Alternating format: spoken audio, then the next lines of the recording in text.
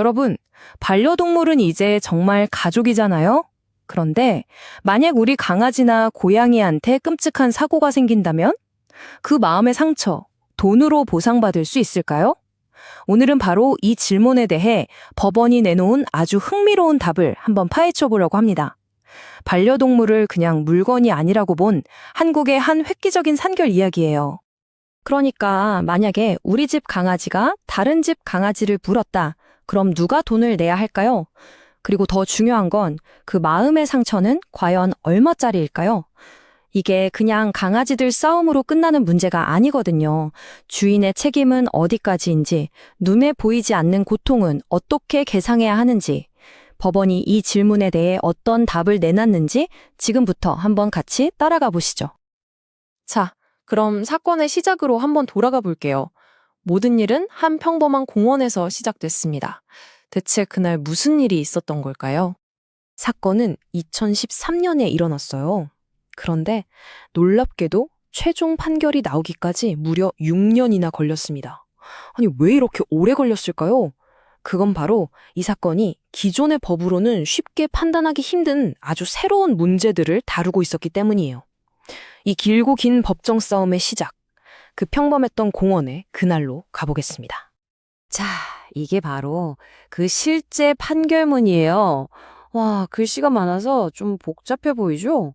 근데 핵심은 아주 간단합니다. 여기 제가 표시해둔 부분을 한번 보세요. 원고의 개가 피고의 개에게 물렸다. 이렇게 딱 명확하게 적혀 있죠? 이 공식적인 기록을 통해 사건의 기본적인 팩트는 확실하게 알 수 있는 겁니다. 자, 그럼 피해를 입은 견주는 법원에 뭘 요구했을까요? 우리 강아지 다쳤으니 보상해달라고 했는데 정확히 얼마를 그리고 어떤 항목으로 청구했는지 그 내역을 한번 뜯어보겠습니다. 청구 내역을 보니까 크게 두 가지예요.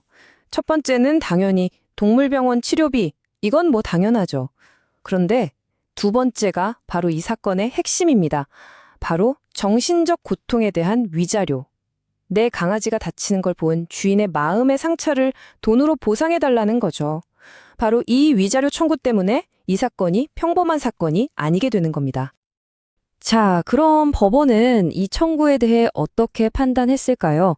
법원이 내놓은 계산법이 이게 또 아주 흥미롭습니다. 법원이 여기서 과실상계라는 조금 어려운 말을 꺼내는데요. 이게 뭐냐면 쉽게 말해서 너도 잘못이 있다. 즉 쌍방과실이랑 비슷한 거예요.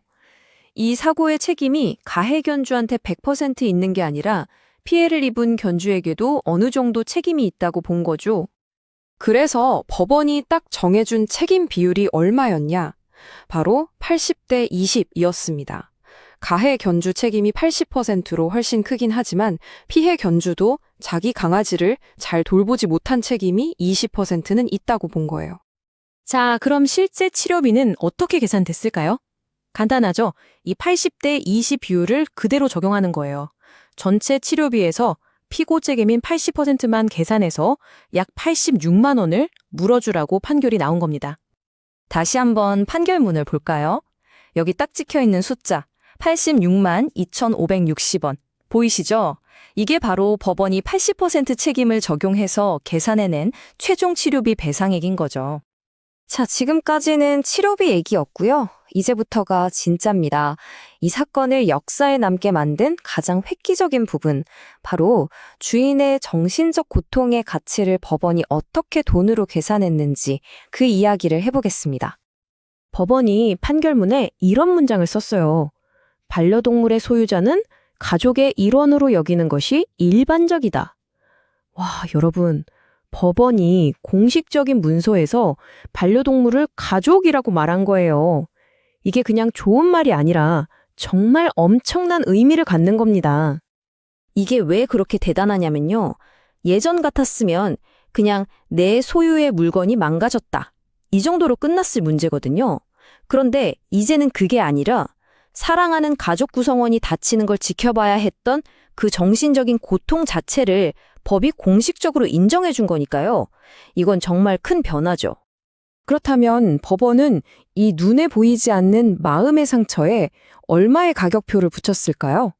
바로 50만 원이었습니다. 이건 아까 계산했던 치료비랑은 완전히 별개예요. 오로지 주인의 정신적 고통에 대한 보상으로만 50만 원을 인정한 겁니다. 자, 그럼 정리해 보겠습니다. 한국의 이 작은 판결 하나가 왜 우리 모두 전 세계의 반려동물과 함께 사는 모든 사람들에게 중요한 의미를 갖는 걸까요? 이 판결이 우리에게 알려주는 몇 가지 중요한 점들이 있어요.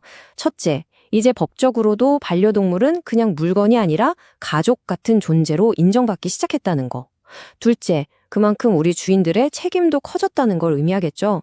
내 반려동물의 행동에 대해 법적인 책임을 져야 한다는 겁니다. 셋째, 정말 중요한 건데요. 내 반려동물이 다쳤을 때 주인이 겪는 그 마음의 상처도 법적으로 보상받을 수 있는 길이 열렸다는 점. 그리고 마지막으로 이런 사고가 났을 때 한쪽만 100% 잘못한 게 아닐 수도 있다는 것. 양쪽 모두에게 책임이 있을 수 있다는 걸 보여줬어요. 결국 이 판결은 하나의 시작점이라고 할 수 있습니다. 앞으로 법은 반려동물을 어디까지 가족으로 인정하게 될까요? 단순히 재산이라는 틀을 완전히 벗어날 수 있을까요? 이 질문은 이제 우리 사회 전체가 함께 고민해야 할 숙제가 된 것 같습니다. 여러분은 어떻게 생각하시나요?